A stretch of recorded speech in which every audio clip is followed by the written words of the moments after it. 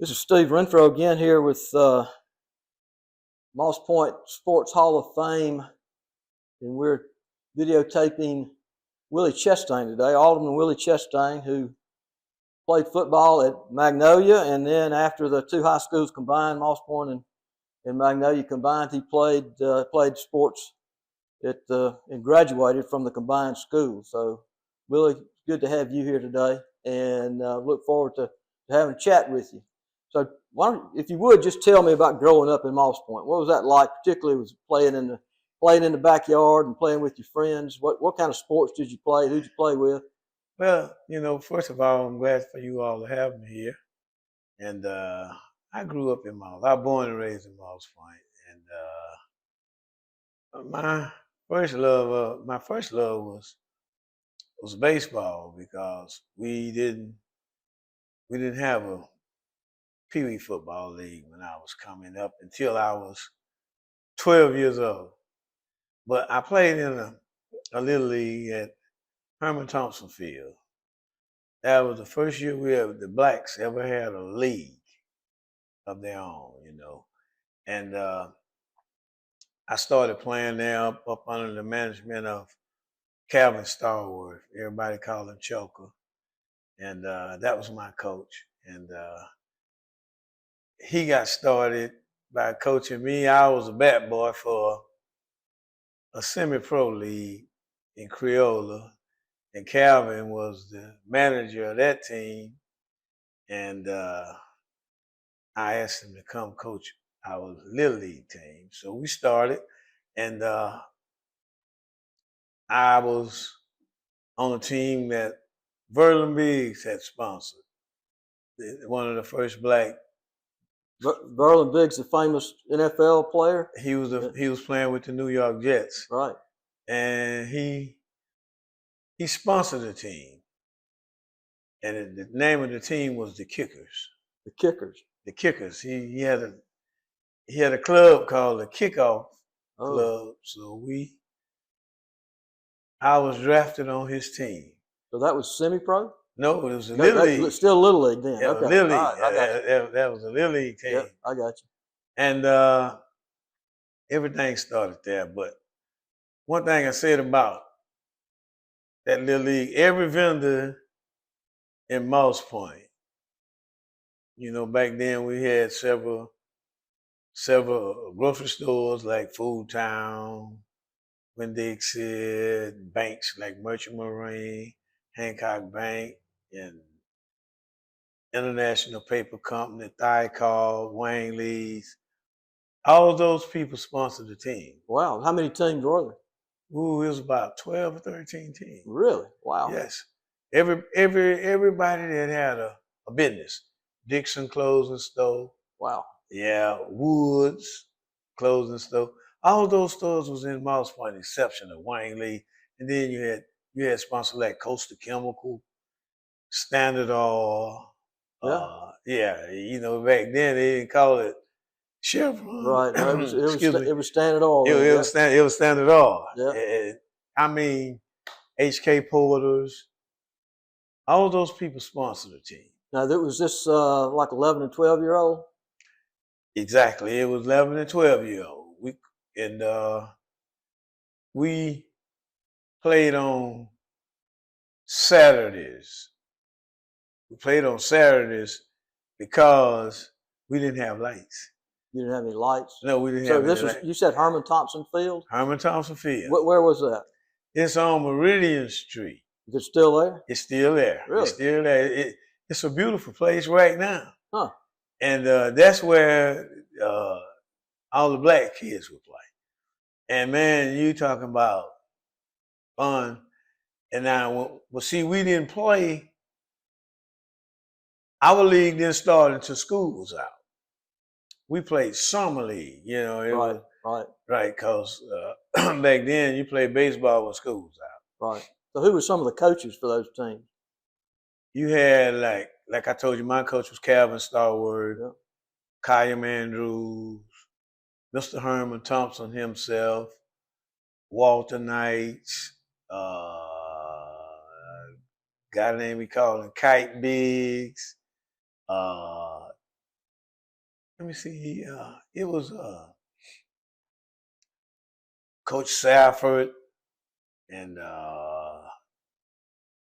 Mr. Jackson, Coach Jackson, and oh man, it was Was that Herman Safford? his uncle, His uncle. his uncle Safford. I got it. We used to call him Mr. Bull Safford. I got it. Yeah, but see, those guys they took time out after their jobs, and they would come out. And So what position did you play? I was a pitcher. Yeah. I was a pitcher, and I played center field when I wasn't pitching.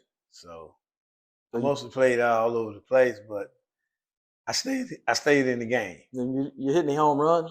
One. And Pitching, I only had one hit off me, and that was by my best buddy. That was Bill Lee. Oh, really? Yeah, we didn't hit many home runs in that field because it was big cause. And she was 11 and 12, and boys back then could throw.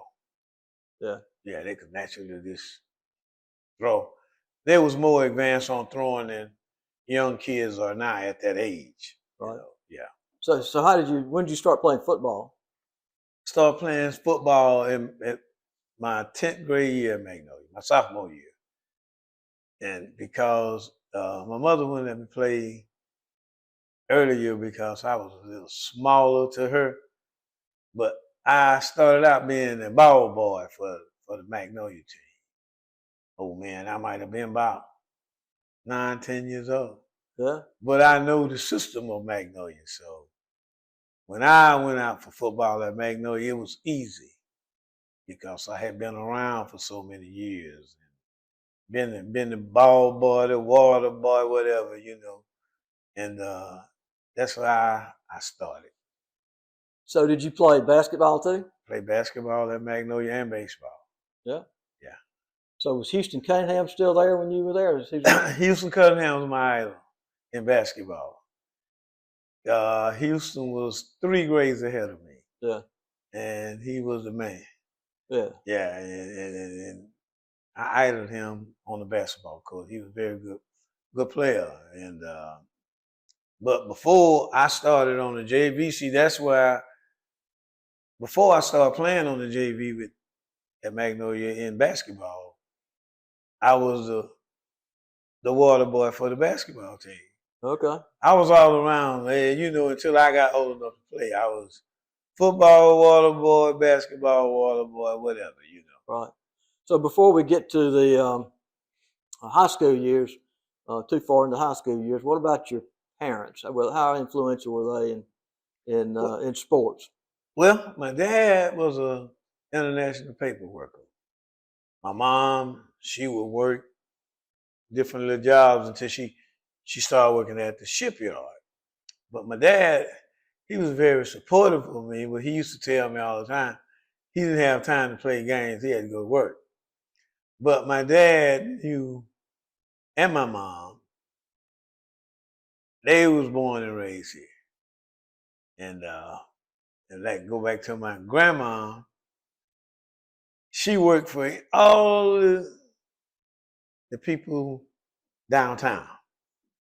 She was like they maid, you know. Really? Yeah.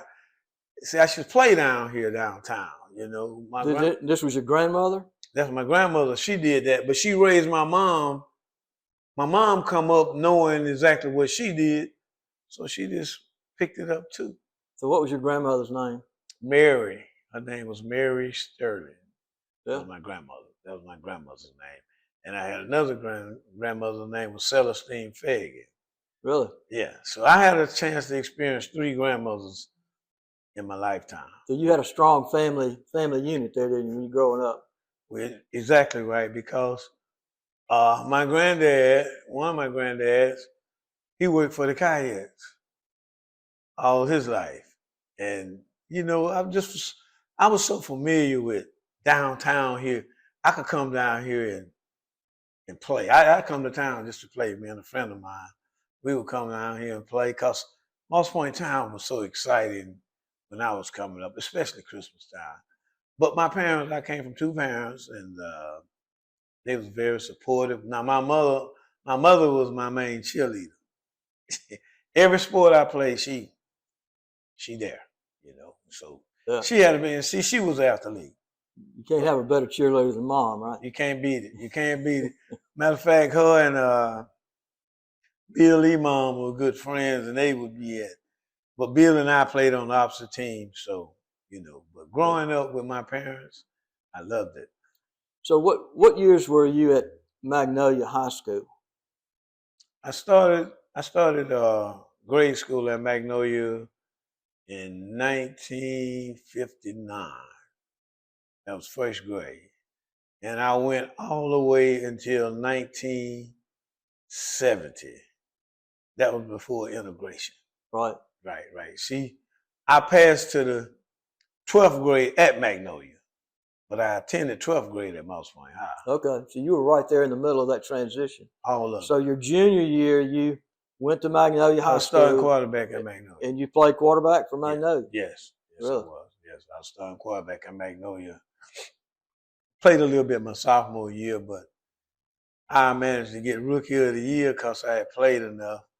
And my junior year, I was starting quarterback. So who was the coach at Magnolia then? It was Ira Polk. Well, starting out was Elliot Gilbert. Then Ira Polk became head coach. Coach Lee Anthony Owens. And matter of fact, we brought Magnolia's first white coach. His name was Coach Holland. Really? Yes, he came to Magnolia my junior year. Huh. Yeah, and he coached defense. And so Coach Holland? Coach Holland, he was the first white coach that ever coached at Magnolia. So our Pope, who would go on to be mayor later on, he was the last head football coach. Exactly. Yeah. He was the last head football coach at Magnolia, our Pope. And Lee Owens, he was an offensive coach.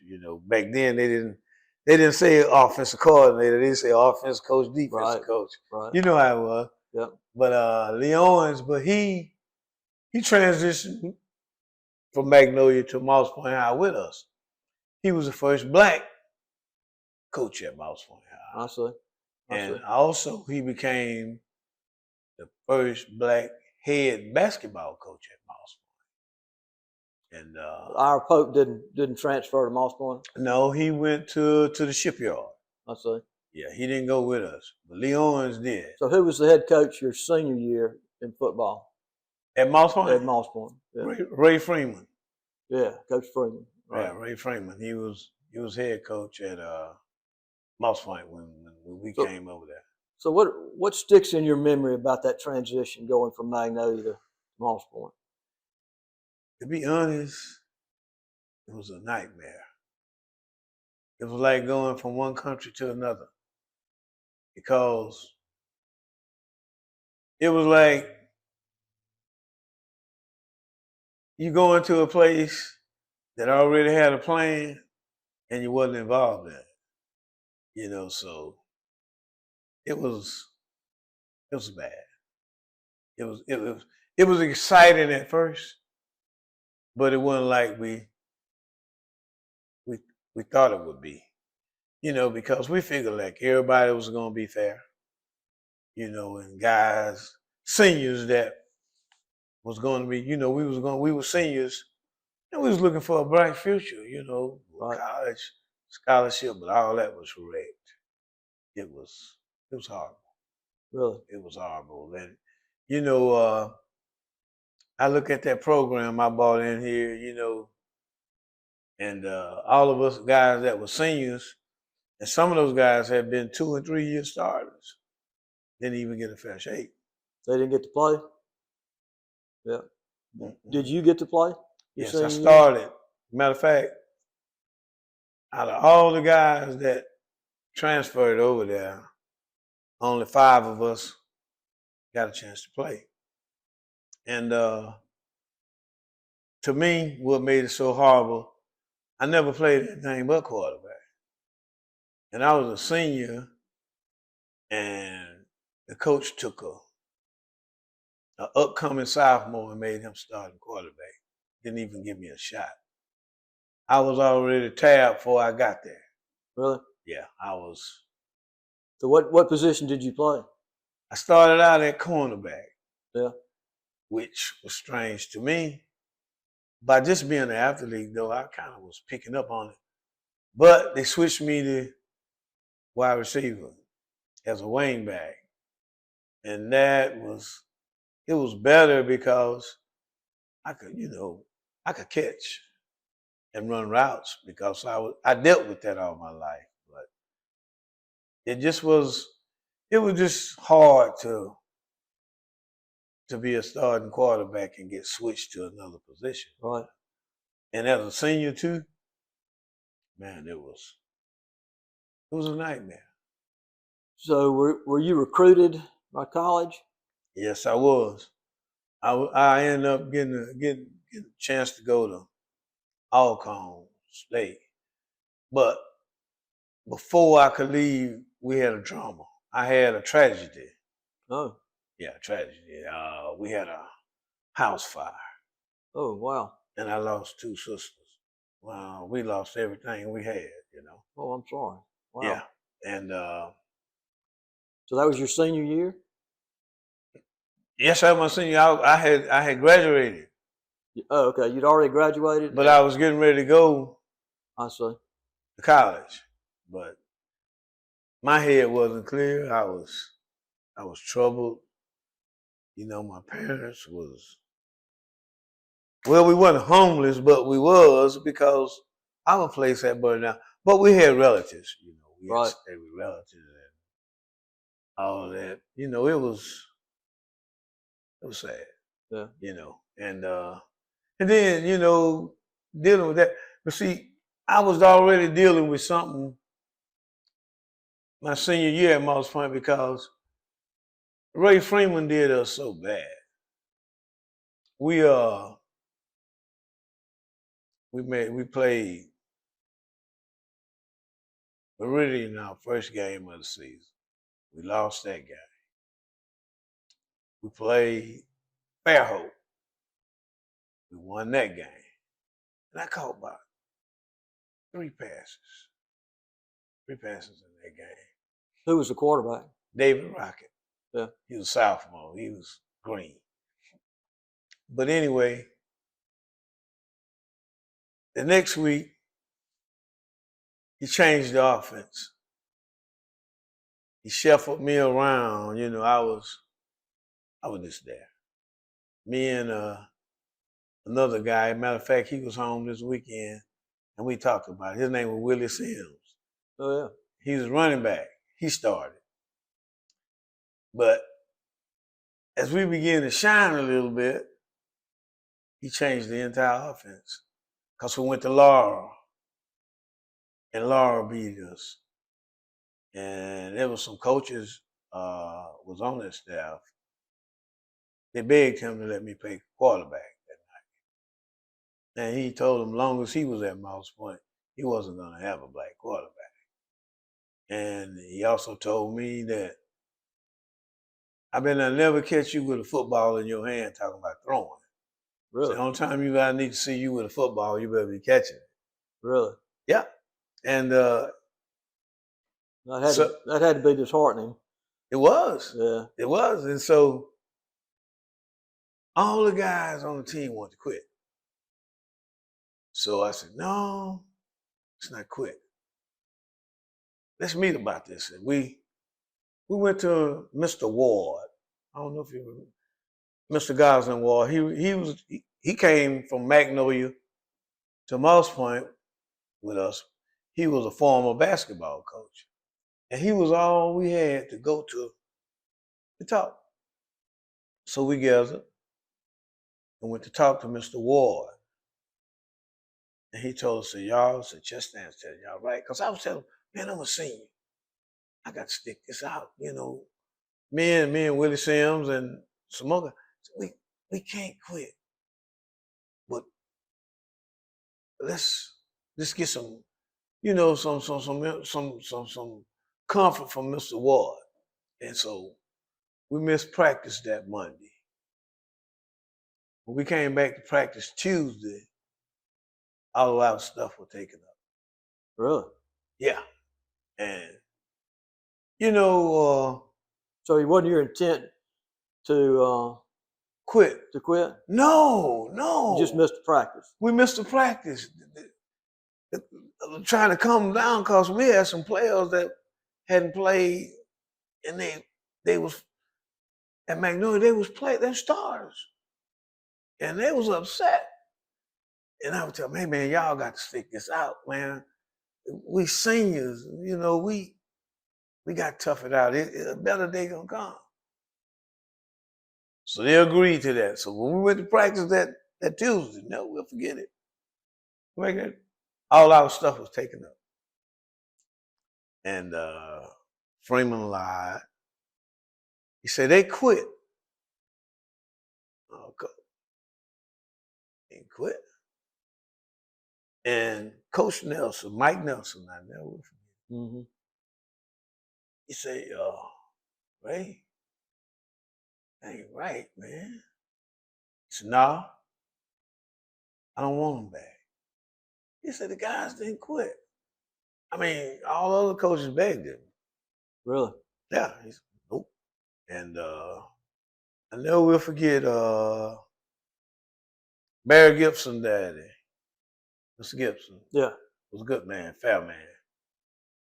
He was over Touchdown Club. Oh, this ain't right. And whether you know it or not, the federal government came to Moss Point. Fired. Every coach over there fired, except Lee Owens. Really? Yeah. And that's when Billy Wayne Miller come. Billy Wayne Miller came. So Billy Wayne came the year after? Yeah, the year after. And I had to tell this same story to him. Yeah. And he said, I believe you.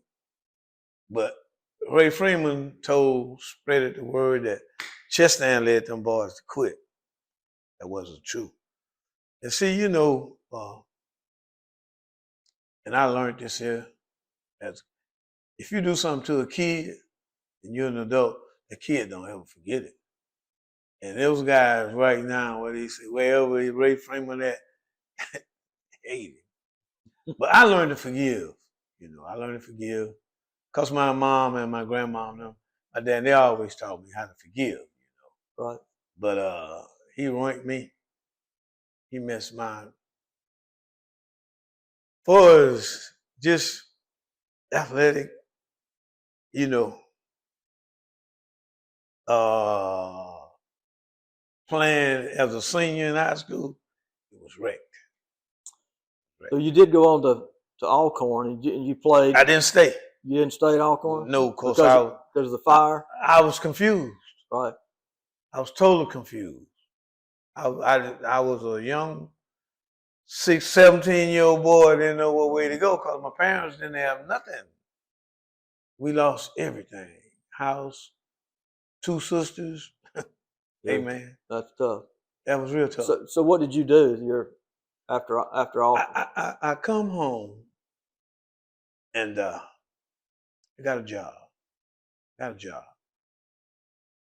as a matter of fact, my girlfriend was pregnant. And I got a job. And Coach Seacool sent for me. Perk. Yeah, Perk. Yeah. Because that's where some of my buddies had got a chance to get on with Perk. I went to Perk and made it. And but it wasn't there anymore. And I was gonna start. And I twisted my ankle. And I asked Coach Seacool, I loved Coach Seacool. He was a straight man.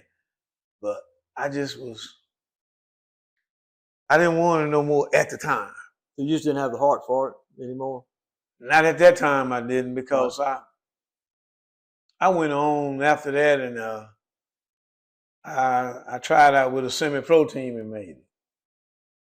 And I started playing semi-pro ball, and that's when Billy Wayne asked me to come join him after I played semi-pro about 8, 9 years. Me and Coach Tick and all us, we was on that team. So and that's when you became a volunteer coach for when Billy Wayne? Billy Wayne, after I had played about 8 or 9 years, but see, I was playing semi-pro and coaching Pee Wee football too. And working. Huh? And you had a job too. When you, yeah, you I did. too, right? Yeah, and working. I just did it all, you know. Then I got married. Yep. I got married, and my wife, we had a little daughter. And man, I was a busy bee. I don't know how I done it. So you talked about forgiveness a minute ago. So the fact that you had such a tough time your senior year, and then not too long after that, you're back actually coaching for that same team where you had such a bad experience. Now things have changed, I assume, right? Well, forgiveness, it's just like the good book tell you. Yeah. If Christ can forgive us, who is we for not to forgive, So when Billy Wayne asked me, say, I need your help. He said, it ain't like it was when you came through. He said, come back and prove a point. And I thought about it. I said, it's a good idea. And a lot of people that came along with me, they graduated with me Yeah. and all that, they say, how could you go back to that school and the way they did you? I said, well, it ain't about how they did me no more. I want to help kids that's coming up behind me, and just try to help, and teach them. Then you were there through all of the championship years? Every championship Moss Point played, I was there. And coaching wide receivers. Coaching wide receivers. Yes, I got 5 championship rings, and we went to 6. I got all 5 championship rings. So it was a good ride. I feel like I won after all. Right. Cause and don't get me wrong, I love Moss Point. It was Moss Point High School didn't do that to me. It was a person that did that to me. So I came back, man, and I feel good about it because I would tell other people, I didn't come here. I'm from here. And I loved it. The experience of coaching, because Billy Wayne gave me the chance to do what I wanted to be. I always wanted to be a coach. Just like I tell a lot of people, coaches and quarterbacks aren't made, they're born. And I got a chance to do, the Lord blessed me. He gave me a chance to do what all I ever wanted to do. And those 5 guys that started, the first blacks that ever started was Willie Sims, Charles Sims, Ernest Wiley, Johnny Nells, and myself. We were the first blacks was on the starting team. Your senior year. My senior year. Yeah. But now it was another black guy that was on the team before us, but it was before we were forced into integration. His name was Clarence Fagan. Matter of fact, he was my cousin. Really? Cousin. Yeah, well, he played on the year, I think it was 68 or 69. Him and Jimmy Myers and all them was right around there together. But he was the first black. Right. But we was the first black to start and play. Right. Yeah. And I told my buddy, I said, man, you might make Hall of Fame. He said, what? He said, well, I said, man, we was the first, we called ourselves the Fab Five. Yeah. Yeah, we was the first blacks. But going back to experience at Moss Point, and Coach Alexander made it even better. Yeah. Yeah, when he came to the helm, seemed like he just opened the floodgates. Yeah. Yeah. Not saying about color differentials or nothing like that. He gave us a little bit more authority, and he made us coach as a team. And I think a lot of him too, because he treated us, well, Billy Wayne did too, but Coach Alex just made us feel more because times was changing. Boys, we always had a lot of boys, And he said, well, if you're going to coach this, you're going to coach this. Yeah. This is your position to coach you. This is what you're going to do. Wow. But now, like I say, I always think a lot of Billy Miller and him, because they made a life dream come true for me. Yeah. And I enjoyed every minute of it. Yeah. 25 years of it. I volunteered, never received a penny. Wow. Never asked, never thought about it. Didn't want it.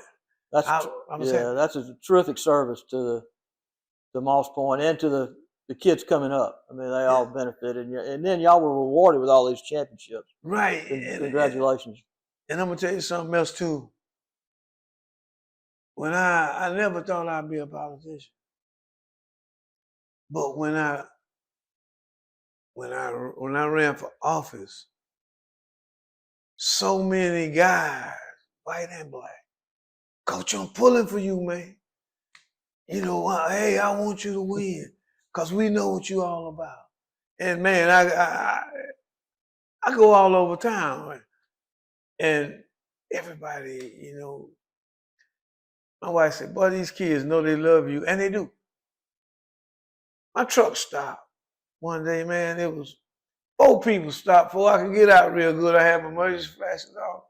Police said, what's going on? I said, man, my truck stopped. These 2 white boys and 3 black boys stopped. What's your problem? So I'm at home here, man, and I love Moss Point. And I enjoy being an alderman, Ward 5, and it's home for me, and I never leave here unless when the good Lord come get me, because I'm never planning on leaving. And so, man, it's just so much like home, you know. Right. So it is home for me. Right. I never left here, And I talked to, I remember when Mr. Lane used to run Burnham's, man.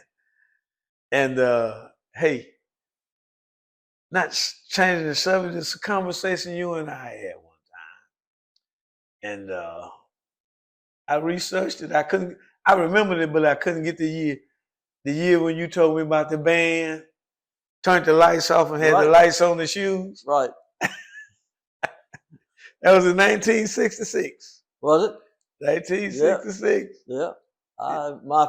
My friend's father took us to that Magnolia game, and I mean, there's not a lot of things stick in your mind, but when the lights went out in the band's toes and lit up, that stuck in my mind. That was impressive. Yeah. And see, a lot of people have forgotten that. Yeah. And I told some people, I was trying to figure out what year. And I asked the girl, she used to be a drum major. She said, ooh, Billy. She said, Jeff, how you remember that? I said, you won't believe who brought it to my attention. Okay. She said, who? I said, a white boy. She said, what? I said, yeah. I said, man, real fro. She said, no. I said, well, and another guy over, he knew you. Yeah. He retired from Chevron. He said, I know Steve real fro. He said, and that's when he went to answer me. He said, was Steve originally? I said, he a Moss Point boy too. Yeah, that's true. Yeah. And then Coach Chestang, I appreciate you sharing these stories today. I mean, this has been very interesting and I think beneficial to the oral history of the sports in Moss Point. Yes. your experiences and what you experienced during the transition of the schools is it's really important to have that captured on video, and this will eventually be on the Moss Point Sports Hall of Fame website. So thank you, Coach and Alderman, and just wish you the very best going forward. Thanks. Thank you for having me too.